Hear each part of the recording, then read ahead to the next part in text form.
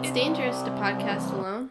I almost went into my mic test where I say the whole thing there and totally blew it. Alan, that's my line. Come on, how long have we been doing this now? I know. I have the new mic set up and I got nervous. Did we always do it that way from the start? I would have to go back and listen to our first episodes to see if we had this sort of routine down then. I know. How early did we settle on who was doing what? Did we switch back and forth? Yeah. I don't remember it ever being any other way, but... Listeners, if you are a regular listener, go back through and do a research project for us, why don't you? Yeah. Let us know. Catalog the openings of every episode. It's like a history project. You're doing the record keeping for our historical documentation of the podcast. Emma, Game Archival was last side quest. Well, now we're talking about podcast archival, obviously. You're right. That's the whole theme. I'm doing a bad job of that because I just saved these files wherever there's space on one of my 7 USB drives. But, My Google storage is starting to run out of space, so I am going to have to start deleting the ones that are just my half. Yeah. I mean, technically I have those, or a lot of them, somewhere on one of my many drives, so it's probably fine. Great. Feel Good free. to know. So yeah, we've reached the second rotation of this new side quest format, which means that we're here to talk about the games we've been playing for the last 6 weeks. Can you believe we came up with this 3 months ago? No. Feels like about 2 days. For me, it feels more like... It feels also like it was ages ago, just because of all the stuff that has happened since then in just general life. Yeah, you've gone through a lot of life changes. Just a few. Just a couple. Nothing major. No, nothing... Ugh, I'm tired. Anyway. Anyway, we're talking about games we've been playing for the last 6 weeks. Last time... I had only played Fire Emblem, and Madelyn had played a whole bunch of games, and this time we've switched it around for you. Oh man, I had such grand ambitions. Well, since you've played a few less games than I have. Few. Just a few, honestly. I've played 5, so technically that's only a few. But tell us what you've been playing first. So before I talk about Fire Emblem, which Emma has already spoiled as the majority of my playtime in the past 6 weeks, I did also purchase and play some of Sayonara Wild Hearts. Nice. Which I enjoyed. It's fun. Yeah. I'm not as good at it as I thought I would be. But yeah, the way it's you watch videos of it, it seems very sort of intuitive, doesn't it? And it is, but I have not been able to get gold rank on a single level yet. Oh, man. I know from watching you play Overcooked that that's very frustrating for you. I haven't been forcing myself to go back and repeat because I sort of felt like the point of the game is to get into the flow. Yeah. But, yeah. For those of you who haven't heard of it, Sayonara Wild Hearts, it's a rhythm game, kind of. It's a playable album, is how I've heard it described. Which I think is a good description. It's catchy, it's poppy, there's fun stuff going on. I've found that, the reviews that I've read, it continues to adapt and force you to do new things. Mm-hmm. I like it. That said, I really only played it once during those 6 weeks. How long is it? It's not very long. Not very long, yeah. I don't think. If it's an album, I can't imagine it's 20 hours long, right? Right. So. There's a tarot theme to it. I think I'm through 4 or 5 of the tarot cards. Oh, interesting. Yeah. So, take that as you will. But are there 24 tarot cards or are there 12? I thought there were 13. What? Showing my expertise. expertise. Are there? Yeah, that's the question, right? Yeah. I guess 13. Well, that's not the important question. We're not tarot experts here at Talk This. You've come to the wrong show. Yes, all my tarot knowledge comes from, like, Persona trivia, and that's literally about it. um, I can describe each tarot card by the quote in the last boss battle of Persona 3, and that's my tarot knowledge. The Arcana is the means by which all is revealed, Malin. I am thou. But yeah, that's something I've been considering getting too. But I feel like for certain reasons, like I want to buy games at once now, so that I can for certain reasons, so I can submit some certain Emma's coming to a windfall all at once. So I'm waiting for After Party to release next week, and then I'm gonna go on a little bit of a game buying binge because I want to get Outer Wilds because we're talking about it next time. Which one is that? Outer Wilds is the one that's been out for a while but just came out on other systems. And not the one from Obsidian. Outer Worlds. Outer Worlds is that one. That's hard. Somebody should have told those companies that's not allowed. Oh well, it was probably too late by that point, right? But I also want to get Outer Worlds, and I want to get Sayonara Wild Hearts, I think, and I want to get After Party. So Sayonara Wild Hearts was like, maybe it was $15. It might have been less than that. Yeah. Like an album. Yep. Perfect comparison. But yeah, it's fun. I enjoyed it. I've been meaning to get back to it. It just hasn't been. I've been getting back too late to want to do like pop album. Right. Gameplay. Right. It is a little loud, right? It's not necessarily seems like the best sort of like before bed game, I guess. Yeah, and it's like even though again, long-time listeners or even short-time listeners of Talk This will know that my television is not that much larger than a Switch. I've been doing a little bit more kind of Switch handheld play, and that hasn't felt like a game that I've wanted to play on the handheld. I wanted the benefit of at least having a screen that's the size of 4 Switches put together. Right. And then you've been playing Fire Emblem, right? I sure have. How close are you? What? How close are you? Do you have a feeling? We're about to...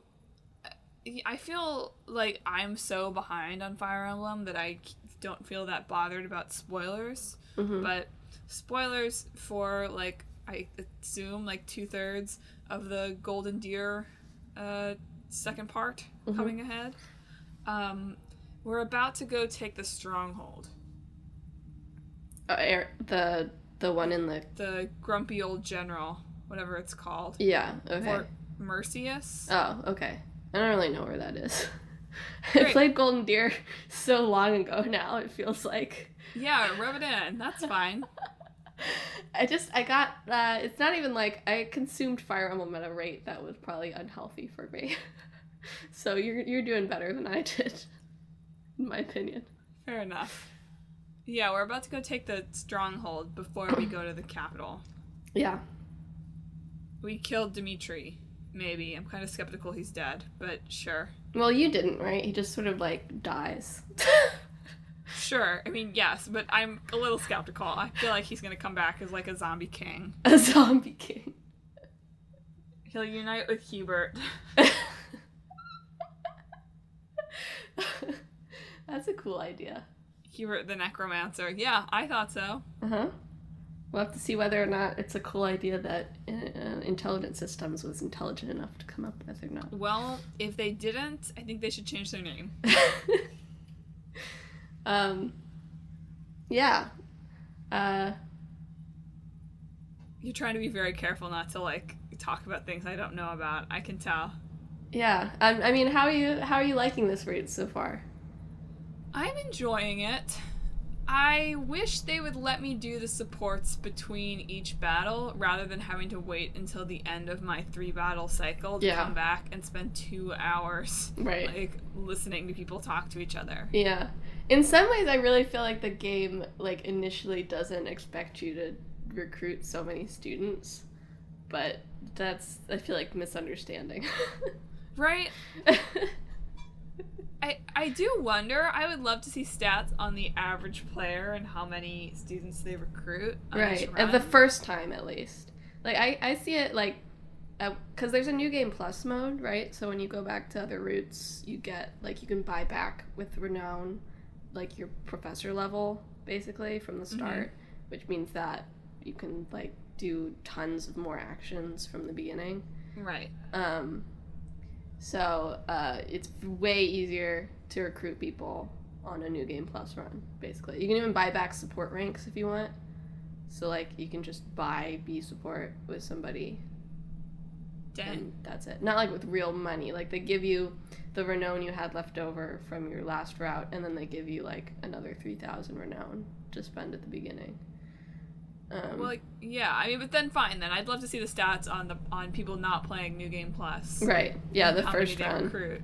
Because I'm spending a lot of time on supports, and I love support conversations. Right, like I am the lady gamer that they have made those for, but I do feel like the sheer volume of them is diminishing my experience of them somewhat. Right.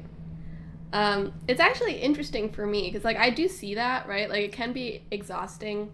On my Black Eagles run, I was, like, I had learned how to, like, get endings for certain characters, so I was holding off on, like, tons of A supports until before the last battle.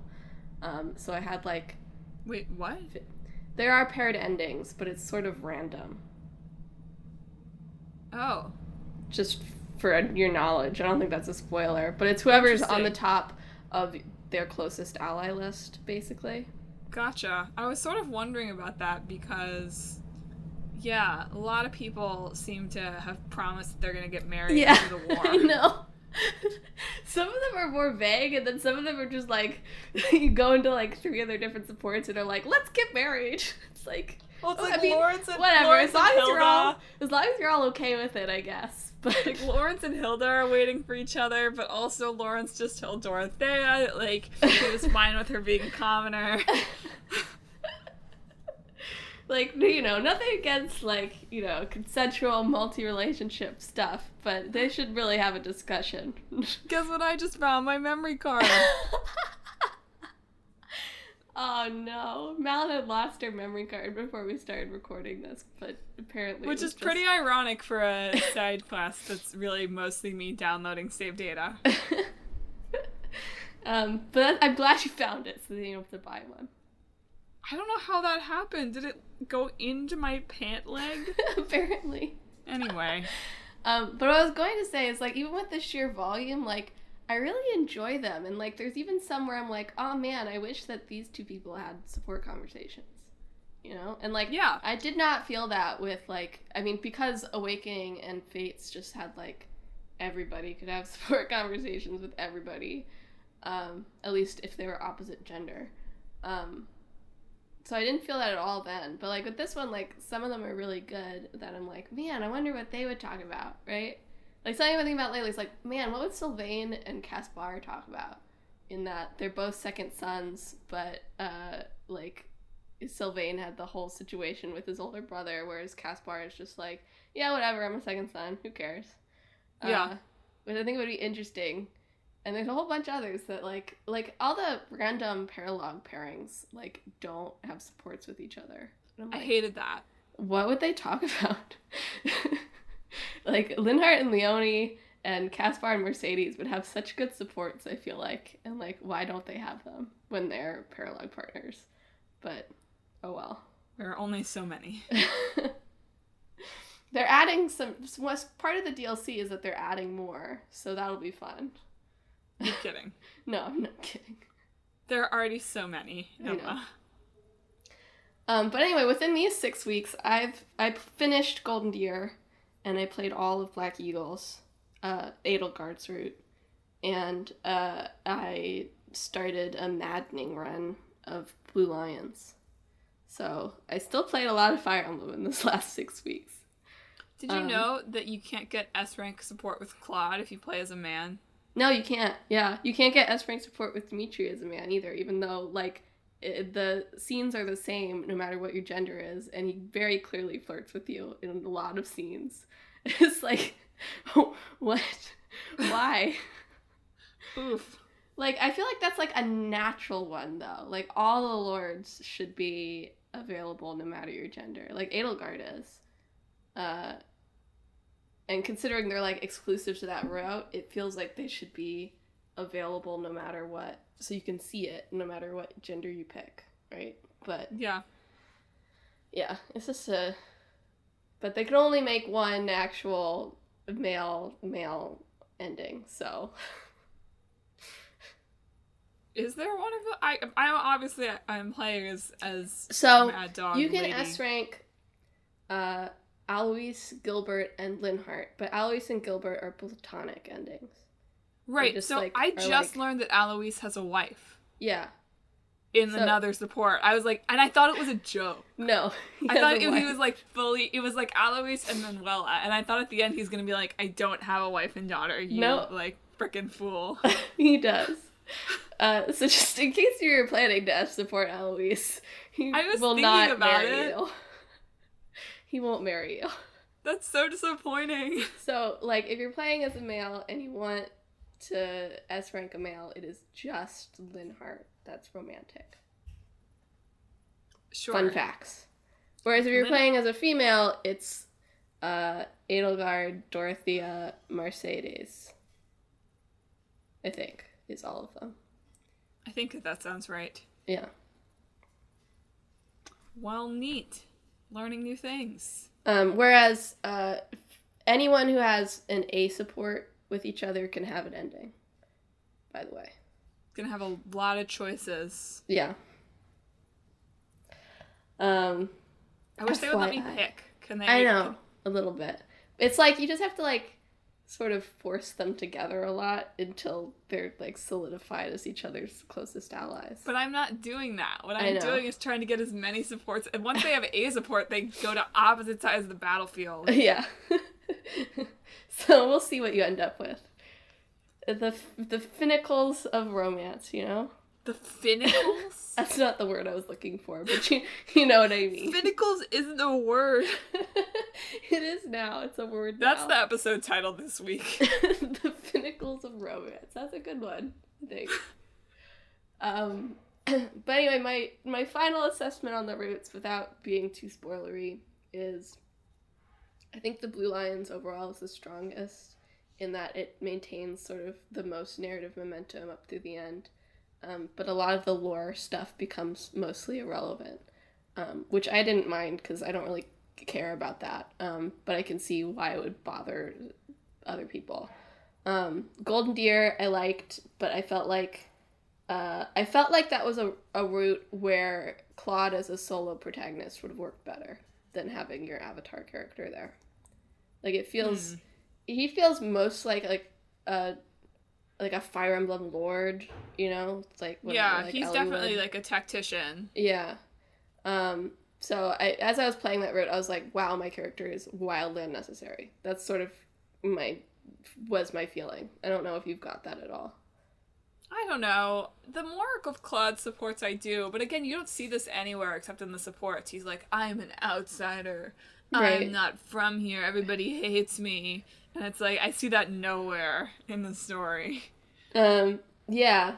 Yeah. Also, when's Judith gonna turn on me? I don't know. Pretty soon, right? Like, surely. You'll have to wait and see. I don't trust Judith for a minute. And then Edelgard's route was just a wild mess of entirely missed potential, I think. In that it's shorter than the other routes. Sort of her main enemy that like sort of gets like it's all off screen because it just ends before you get there.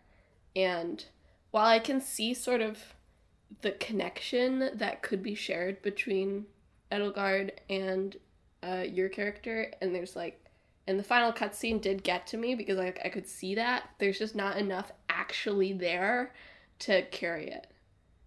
So it's like, as I was playing it, I was like, wow, that could have been cool. And plus, like she's the enemy, in most of the routes. But in her route, there's, like, no, like, self-reflection or even, like, the route reflecting on itself when she does, like, entirely morally questionable things. It's just sort of, like, presented as good, which, like, whatever, I guess. Like, obviously, if you choose that route, like, your character sees it as good. But it would be nice to have a little bit more rationale behind her actions. Because at the end of the day, it really feels like it comes down to, like, well, Rhea turns into a dragon, and isn't that weird? We shouldn't have dragons living with us. That's dumb. Let's kill the dragons.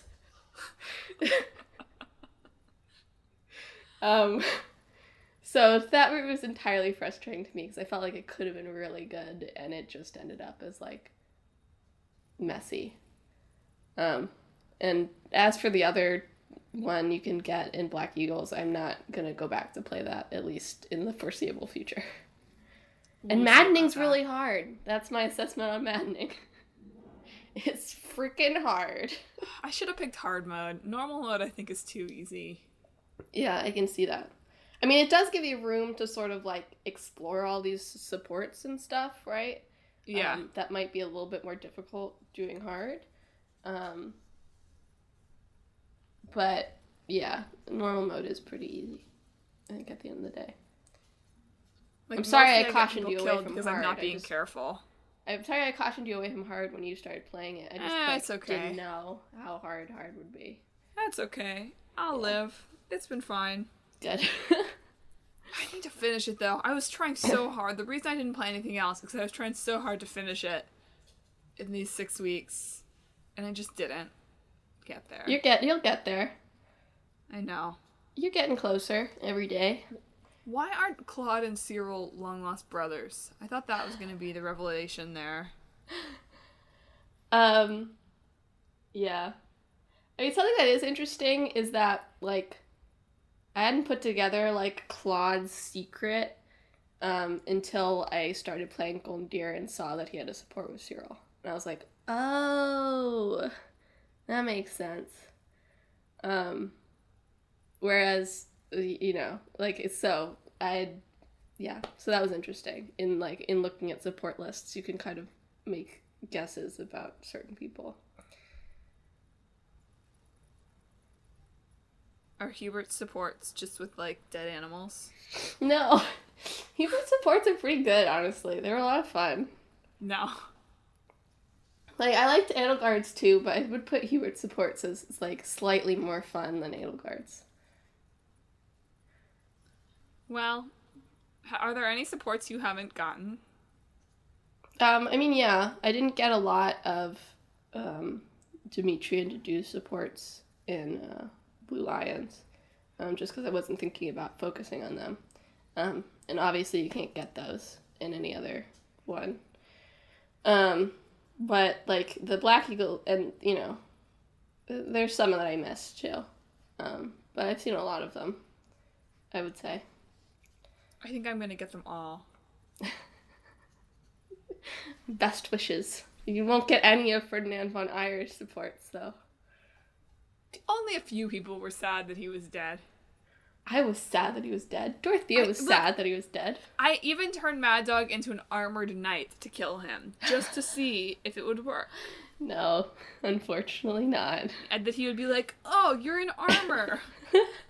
That's cool. It's funny that he wants heavy armor, because, like, I turned him into a bow knight in every single playthrough. I've almost got everybody to master rank, too. Nice. Except I realized that Manuela is faith and sword. Yeah, that doesn't help. And sword. And she has, like, a weakness in reason, too, which is, like, she has a weakness in reason, so that'll be hard. It's hard to catch that up. Well, it's never gonna happen. Yeah. But we got Flayn on a horse, so that's the win. That's the way. I've been making maddening harder for myself by, like, making inoptimal. Like, Flayn's on a wyvern, gonna be on a wyvern. Sure. I don't have, like, Claude is my only wyvern, because it just didn't work out with anyone. I made, my unit, I made Kit Kat was her name in the Black Eagles run, but she was a wyvern in Black Eagles, and she was unstoppable. So I've opened my eyes to the benefit of wyverns, and in my maddening run, everyone's going to be on a wyvern. I just want Lady War Masters. That's too much to ask. I know, right? Like, Petra was stuck at, like, warrior in my Black Eagles run, and I was like, man, she would be a good war master. But war masters are sexist. I know.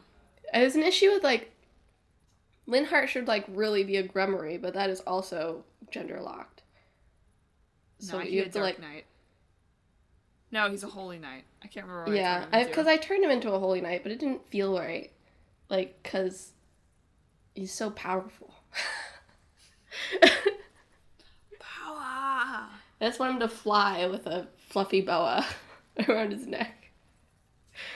Anyway, to conclude, I've been enjoying Fire Emblem, but I do feel like because the support conversations take up so much of my gameplay that I'm maybe losing the thread of the story a little bit on our Golden Deer crusade against racism. Yes. Yes. So, Emma, what have you been playing other than Fire Emblem? Well, let me get my list so I don't forget anything. Wow, you had to have a list. Well, I was just worried I'd forget something. I did not have a list. Well, I haven't played any more Sea of Solitude since we last talked about it. But I did play Sea of Solitude in these past 6 weeks. And I feel like everything I said about it on that episode stands. So if you're curious, you can go listen to our Sea of Solitude episode. I tried to play Celeste Chapter 9, but I don't think I can't jump back into it. It's too hard. I think I'm just gonna have to either turn on some assist mode options or just watch somebody do it. Because it's very hard to have had such a long break and then go into, like, the really difficult DLC chapter. Yeah. You know? Yeah. Especially, like, in a lot of the things I've been, like, I see what I need to do. It's just that I can't do it. You know? And then it gets a little bit frustrating. Which, I mean, I managed to get through, like, the last DLC chapter, even when that was happening. I don't know how I did it. At the time. It just sort of happened. But I don't know if I have the patience right now to just straight do it. But we'll see. I'll go back to it maybe and try it again when I'm in a better state of mind.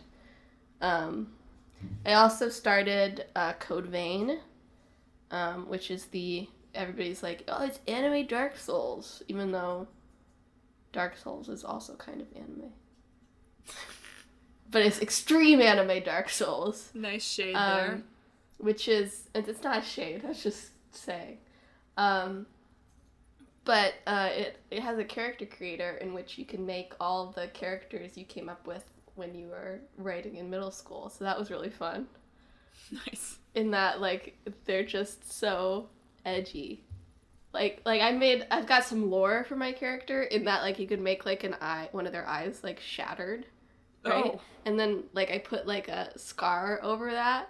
So that, like, she took a hit to the eye, right? And now she can't see out of that one, and that's why she's bad at fighting.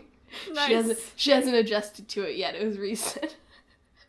Speaking of middle school writing, I feel like this is probably the last episode we'll talk about Fire Emblem in too much detail, that I have to bring up the Fire Emblem play that you wrote. Oh, right! I don't remember any details about that, except that I did write it. It was very dumb. I remember that much. Man, I was so creative in middle school. What happened? I don't know. I hope we can dig that up. I hope maybe that's an incentive for me to go through my papers under the bed over Thanksgiving. God, terrifying. I don't know if I want to see it. But, like, the character creator was, like, nostalgic for that time, like, in a good way. Like, it wasn't really necessarily cringy. It just, like, you felt like you're going through the options and you're like, oh man, this character is so edgy. Yeah. I gave her, like, this giant, like, fabulous. Like, my concept for the outfit was, like, gothic cowgirl, I think.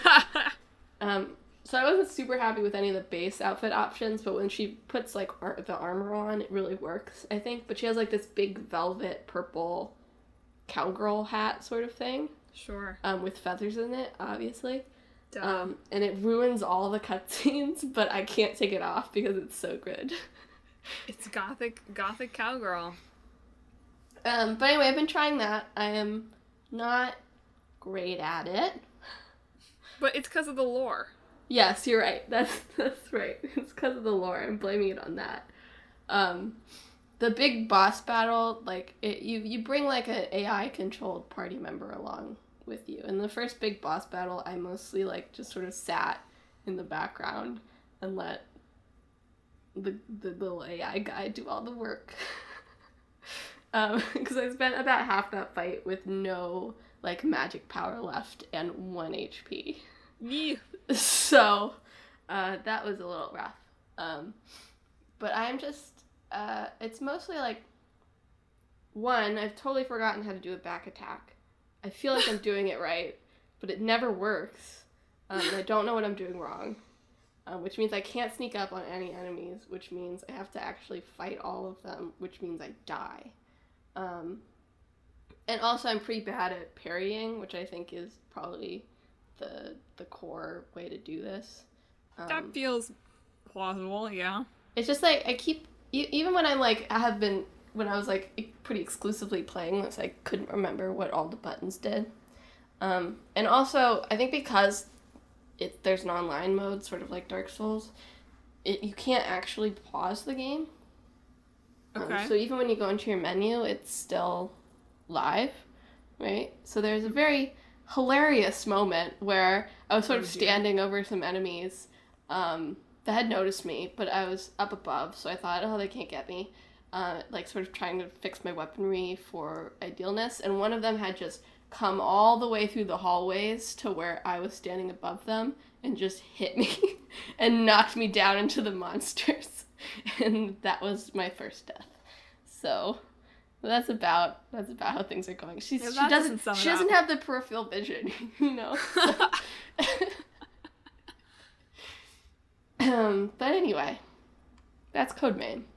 I want to enjoy it. It's hard, which is part of the reason why I've never, like, tried the Dark Souls games, because I have a similar sort of feel about them. But I was just very attracted by that character creator, you know? Yeah. So that's why I got it. And at least I've made a fabulous character. If that's all I get out of Code Vein, then, you know, that's how it goes. It's been worth the investment. It has. Besides Code Vein, let's see, what else did I play? I played all of AI, the Somnium Files, which is the latest game from Uchikoshi, who did the Zero Escape series. I wasn't, like, super big on Zero Escape series. Like, they're good, I think, but I would never, like, consider ranking them with my favorite games, I don't think. Mm-hmm. In terms of, like, style of game, like, it's sort of in the same realm as, like, puzzle solving as, like, Danganronpa and Phoenix Wright and stuff. Yeah. But with more of it, like, there's, like, an escape the room aspect to them. But I would not put those above the other two series I mentioned. But I really, really, really enjoyed AI. A whole lot. Did you eventually figure out what was going on? You sent me a lot of messages a couple weeks ago about how you didn't know what was going on. Yeah.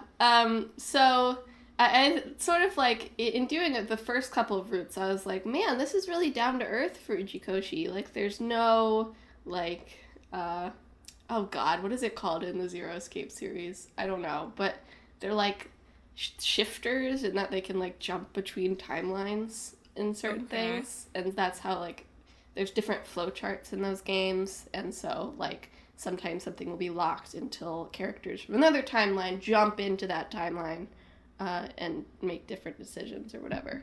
Sure. So There's a whole bunch of things, and one quirk of Uchikoshi games is every once in a while, like, a character will stop to monologue about some sort of, like, parallel world theory or, like, puzzle trick or whatever. Sure. It's fun. It's, like, silly, but it's fun. But I was, like, very much not that.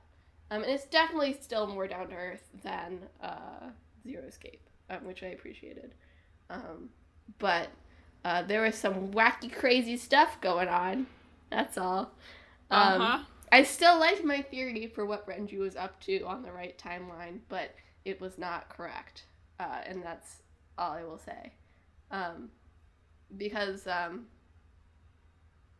yeah. So this still has, like, a flowchart in that you go into these things called somniums. So you play as Date, who's a detective. Kaname Date. Who's quote-unquote a detective. He works for Abyss, which is the Advanced Brain Investigation Squad. Oof. And he is a sinker with a P at the beginning. Oof. Okay, good. In which, so, what they do is they have a sync machine in which Date can basically, for 6 minutes, go into someone's dream in an attempt to find out information about them or something they're hiding or whatever, right? Cool. Like, it's a way so if someone can't talk or won't talk, to still get information from them. So these somniums, you use the help of your AI eyeball. There are a lot of eye puns in this game, which is apparently lovely. So her name is Aiba, and you use her help to sort of solve puzzles within these somniums in order to progress them in different directions. And in a lot of these somniums, there's actually, like, 2 routes, and that's where the timeline switches. Which isn't, like everything still happens, like, at the beginning. It's just that by doing different actions, you're prompting the person who's dreaming to remember different things, right? Okay. Which I like that as a concept. Yeah. Right? Of that, like, you're not, like, changing the timeline by what you're doing. It's just that you're changing the dream a little bit so that they're focusing on different things, and therefore you find out different information. That's interesting. So the somniums are kind of goofy and fun too. I've seen some people complain that, like, it's not obvious necessarily how to progress forward a lot of the time, and I agree with that, but I think part of the point is that you're just supposed to, like, have fun poking at it in a lot of cases. In that, like, you can just make Aiba do random things that don't work at all but are funny. And so there's, like, a sort of, in a dreamlike way, like, a very sense of whimsy to doing them that was really fun. And I thought that the character writing was really great, and it definitely kept me guessing as to what was happening. And there are certain things that I still, like, there's one timeline where I don't fully understand why something happened, but it's possible that I'm forgetting something, and it's a minimal issue, I think. Yeah, I really enjoyed it. I would say I played on the Switch, and it could not handle some of the scenes.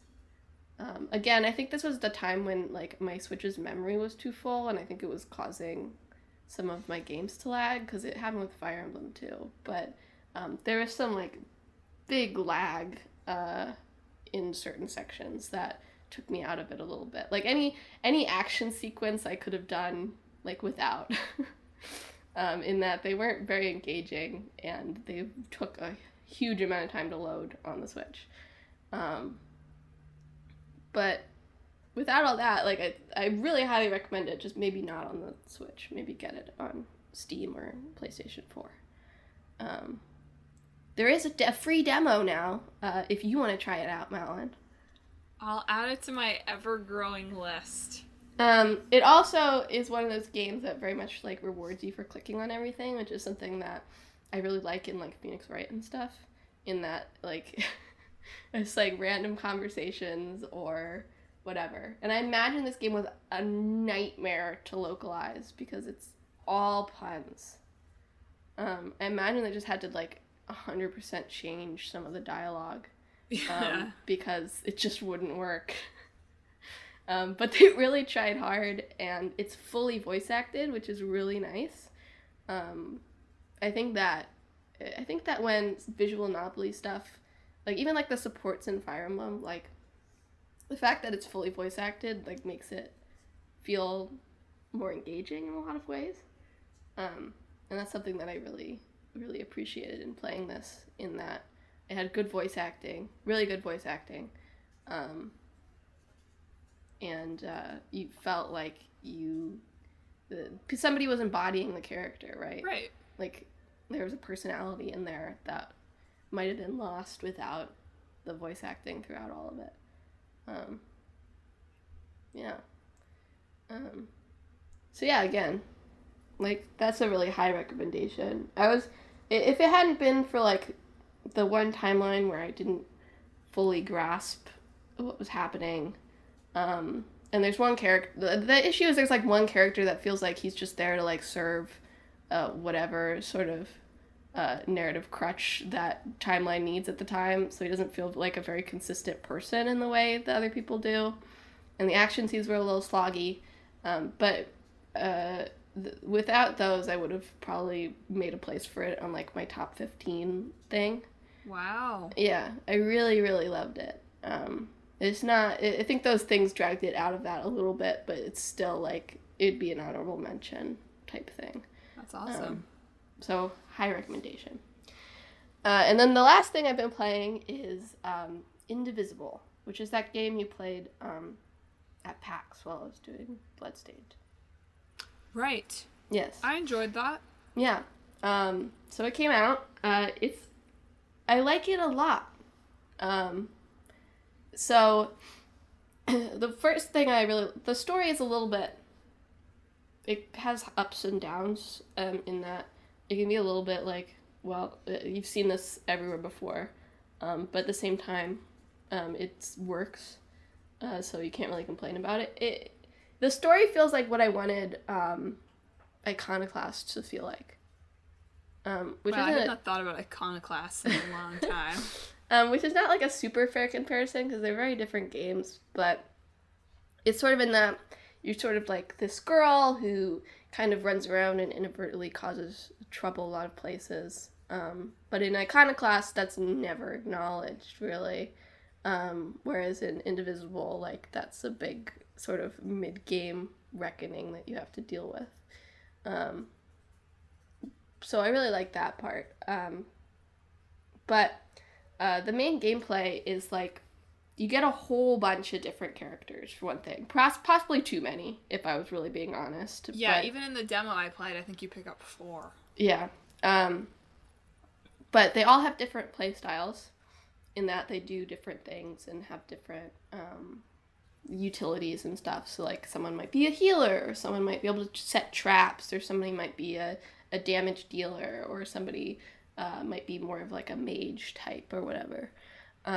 But they all live in Ajna's head because she has this weird ability to sort of, like, suck people into her brain that she doesn't really understand, and they, like, live in her head. So that's kind of like a cool convenience thing, because for one thing, it's like you have, like, your home base traveling with you all the time, right? Like, in a lot of RPGs, you have to, like, go back to town or whatever to talk to everybody, but they're just up in your brain, so you don't have to do that. But out of all these characters, you can, in addition to Ajna, you can have 3 others in your party, and each are assigned to their own face button. So if right now, for instance, if I press square, Ajna does something. If I press triangle, Dara does something. If I press circle, Nuna does something. If I press X, Ginseng and Honey does something. And then what they do is dependent on the direction, the analog direction, right? So, like, the way Dar works, for instance, is if you use down attack, he stores up stones that power up his other attacks. So, like, you can have, like, 12 stones hovering around him, and then use your attacks, and those will be far more powerful. So it's sort of like a charge attack type thing. Right. Whereas, like, Ginseng and Honey is a healer, so by doing a normal attack, that powers up the amount they can heal. when you do the next healing. So they'll be powering up their healing until somebody gets hit, and then they'll heal. And then, like, Nuna, who I have in right now, sets traps on the battlefield. So she can, like, put plants in front of you so that if an enemy comes up and tries to attack you, they might get interrupted by running into one of her plants. Gotcha. And at the same time, it's sort of turn-based in that everybody has, like, action points that reload. And you can gather things that give you more action points. But in the amount the speed they go, it's dependent on, like, the character as well. But when you have action points, you can use that button as many times as they have action points. And then every once in a while, the enemy will come attack you, and you can use that button to block. So it'll show you which one they're targeting, and then, like, if they're targeting Ajna, you might press square right as they attack. And there's bigger benefits to blocking with perfect timing, obviously. I'm sure. And there's more other complications as well. But that's the basic combat. And obviously, while it's really different, it reminds me a little bit of The World Ends With You in that you're having to, like, keep track of a bunch of different characters and, like, what their status is and what they're doing and how do they team up well, and stuff like that. So, like, your party balance of, like, what's everybody doing in this party in order to sort of benefit everybody. And then, like, what order do you do things? Because, like, an enemy might be guarding, and the way to break that is to do, like, a down attack, up attack. But it doesn't have to be from one character, so I can have, like, somebody do a down attack and then somebody else do an up attack, right? Yeah. So you're very much, like, pressing a lot of buttons and stuff. It definitely sounds that way. Yeah. Which it's not, I would not call it as complicated to keep track of as The World Ends With You, but it gives me that same sort of similar feeling of, like, I started, like, drafting a playlist that I will not get to for a very long time about, like, how to represent teamwork in single-player games. And this one, because I was playing this and I was thinking about, like, this is an interesting way to try to represent teamwork with one player, right? Yeah. That's more interesting than just, like, regular turn-based combat with a party. It's like, should I get it? It sounds interesting enough that I'm kind of interested in it. I mean, I've been really enjoying it. My only complaint is sometimes, like, when you're not fighting, it's mostly, like, platforming in a lot of ways. Mm-hmm. And it's pretty forgiving platforming in that, like, if you die, they'll just set you back at the start of the screen, like, pretty quickly. Right. And it becomes easier, like, you get more and more abilities that make platforming easier, but at the beginning, sometimes it's a little bit, like, you have to, like, swing your axe with, like, frame perfect timing in order to grab onto something, which could be a little frustrating, especially because, and this is just me, but, like, I've always associated, like, speed with, like, power, right? So whenever I'm, like, trying to swing my axe with the square button, I'm, like, jamming it, which means I had a little bit of hand pain in the first, like, 5 hours of the game. Oh, no. I think. But other than that, it's really fun. All the characters are really fun. And, like, there might be too many of them, like I said, but I think that's, like, a staple from... They made a game called Skullgirls as well, which I think is, like, a fighting game of some sort, but they also have, like, a million different characters. Mm-hmm. And they're all, like, unique looking and stuff, so that's interesting. And you can sort of pick and choose what works for you.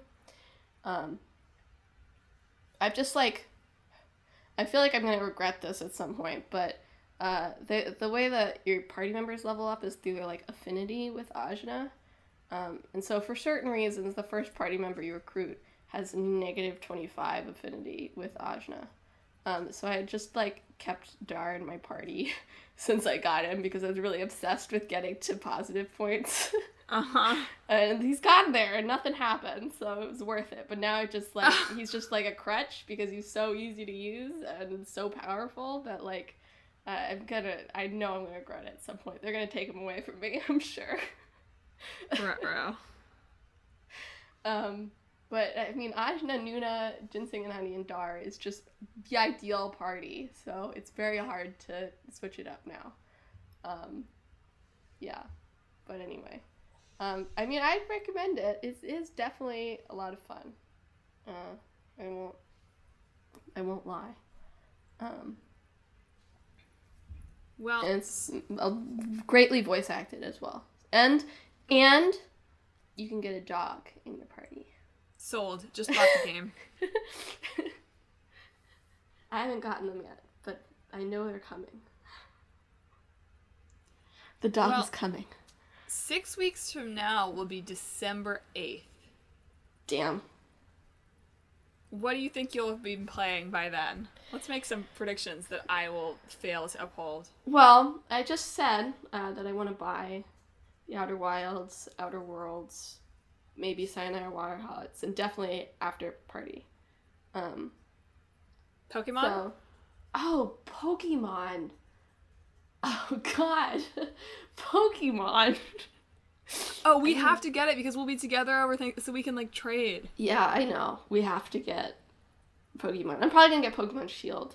Okay, I guess I have to get Sword. But can you trade across the same Switch? I don't know. I have absolutely no idea. Because I would love for Josh and I to be able to trade Pokemon, but obviously we only have one piece of hardware. Yeah. So. I imagine it'd be hard. Right, because you'd probably have to have both games running at the same time. And you can't do that if it's just one Switch. Well, forget it then. But I'm never buying a Pokemon game ever again. You can trade with me in Shield. I can do that thing where, remember when I restarted the game like 3 times so that I could trade you all the starters? Did I really make you do that? I think I volunteered to do it, to be honest. But we definitely did that at some point. Maybe I should, depending on where I'm at with games, maybe I can do that for you. Yeah. Sounds good. You can trade me Sir Farfetch'd too, because that's Sword exclusive. Of course. Yeah, unfortunately. And Death Stranding is coming out, which I don't know if I'll buy, but I'll certainly be paying attention to. Yeah. So there's also that. We also need to decide if we're going to finish Wolfenstein or if I should cancel my online subscription. You should probably cancel your online subscription. I know. It was fun, though. It was fun. I think we got a lot out of it, and it was fun. But I do not see myself investing enough time to finish that game, at least. Fair enough. Especially when you do not have time to even finish Fire Emblem right now. I think my schedule is going to be less busy in November. We can always go back to it. So, like, if you cancel it now and then, 4 months from now, we're like, actually, why don't we play some Wolfenstein again? Because it'll be slow in 4 months when every single game in the world is coming out. They're all going to be delayed. I was really glad when they were like, we're moving back The World Ends With You to, like, May. I was like, I'm sorry, they're moving back what? The Last of Us 2. When they said they're moving back, you know what? 2 games are really similar. The Last of Us 2. Emma works at Square Enix now. Big leak. Give me The World Ends With You 2. Square Enix. Is that just Kingdom Hearts 4? Yeah. God damn it. But even without that, there's Animal Crossing and Final Fantasy VII Remake, and honestly, that's enough. There's more games coming out then, but that's enough. That's all you need. Well, I hope that by December, I finished the Golden Deer run of Fire Emblem, played a bunch more Yakuza. What other game am I playing? There's some other game. Nier Automata? Oh, right, that's what it was. Yeah, more Nier. Hopefully I've bought some games. I don't know. It's hard to predict. I don't want to put too much on the record, because then I'll just be a disappointment again. Let's go with finish Golden Deer and play more of those 2 games. Those are your But I need goals. to get another game for the Switch, because for my train rides back and forth for Thanksgiving. Oh, that's true. So I need to think about what would be good for that. I'm just looking at my Switch games that are in front of me. I don't think I have any recommendations for you. I would say but I don't think you should play that on the Switch, because it was so too much for it. Then I won't. Yes. Well, folks, thanks for tuning in for another episode of Talk This. It's dangerous to podcast alone. Next week, we'll be back to our main quest versions about 2 games, one of which is the Outer Wilds. Good. That was definitely the one I was going to say. I'm sure it was. And the other one, looking at the list, is an old game. It is Disgaea, the one that I have to look up how to pronounce before we record on it. That jogs something in my memory. So, hey, tune in this time next week to hear us talk about those 2 games and pronounce them correctly and count how many times I refer to the Outer Wilds as the Outer Worlds. Yeah. I'm going to go ahead and bet a cool half dozen. I think it's just, I don't think it has a "the" in it, so maybe that can help distinguish it. I think it's just Outer Wilds. I don't think that will help me, but thank you. If you like the show, you should follow us on social media. We're on Facebook, Twitter, and Instagram at Talk This Podcast, and we're on YouTube at Talk This Sisters, where you can watch all of the installments of the Play This series that Emma talked about a little bit this episode, where she analyzes gameplay as storytelling. It's good stuff. You should check it out. God, I really want to go back to that. Also, speaking of good stuff, check out our website, www.talkthispodcast.com, where you can read more about the show, see the games that are in the hat, and check out our blog featuring long-running, and someday I think this is the week, she says, for the 5th week in a row, Crooked Boyfriend returns. Yeah, we have to get Split Screen up, and I have to finish all the blogs that I've started, too. There's going to be a blog explosion very soon, so it's in your best interest to be checking the website regularly. Let's see. Most importantly, last but not least, if you like the podcast, you should subscribe to the show so you never miss an episode. We're on Apple Podcasts, Google Podcasts, Stitcher, TuneIn, Spotify, Pandora, Overcast, Pocket Casts, anywhere that podcasts can be downloaded, you'll find Talk This. It's dangerous to podcast alone. Yay! So yeah, next week, main quest, 2 weeks from now, another side quest where we'll be talking about some topic of my choice. Gotta put a little thought into that still. So Emma, your pick. Who do you want to sign us off? This week, I hope that you avoid the Finnacles of romance.